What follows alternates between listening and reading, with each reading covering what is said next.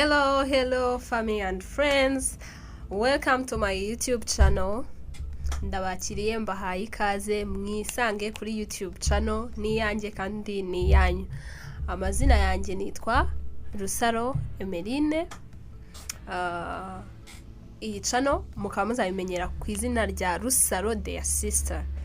Ndabakiriye Mbahaye ikaze, mwiyumvemo ikaze, mulayikinge, musharinge, mukore subscribe, mwiyumve mu muryango wa Rusaro their sister.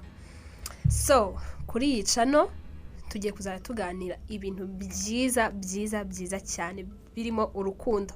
Azin Imana idusaba gukundana, so tugomba kugira urukundo mu bintu byose muri iyi family ya Rusaro their sister. So kuri iyi channel tuzareba ibintu byinshi bitandukanye ako by'umwihariko bishingiye ku muryango, uburyo dushobora kuba mu miryango, uburyo dushobora kuba muri society, uburyo nk'urubyiruko dushobora kuba mu miryango tukahaba neza, tukahaba mu rukundo, ntitwasiga umugayo, ntidusige inkuru mbi ahantu dushobora kuba twarabaye mu miryango cyangwa se abantu bose bifuza kuduha support. Azin ibyo biri bunjyane no kuri inspiration y'iki kiganiro. Iki kiganiro ahanini kizagenda gishingira kuri personal experience. Inspiration ahanini yavuye kuri personal experience. Ndumwe mu bantu babaye mu miryango cyane, babaye mu mafamiye, yaba abo dufitanye isano ku maraso cyangwa se ari nta n'isano ku maraso, ari abantu bashaka gutanga support mu buzima bwanjye. Nanabashimira cyane, mwarakoze cyane, ndabizirikana.